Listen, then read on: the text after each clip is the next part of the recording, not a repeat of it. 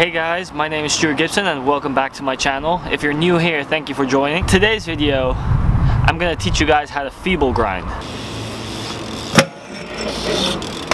If you're new to BMX, this is probably one of the first grinds you're going to learn. You'll need to be comfortable with bunny hopping first though. At first you want to find yourself a ledge you know you're comfortable with getting your pegs on with little effort. As long as your wheels clear the ground and you don't have to hop too high, that's probably just a good ledge for you.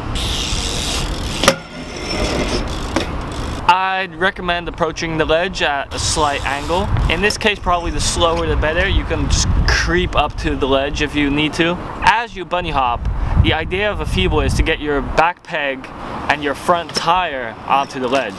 So your front wheel is going to be pretty close to the edge. You basically want your front wheel to be parallel with your back peg. You want to try to keep your bike as level as possible, so not leaning too much to one side or the other. Just keep it level on the ledge.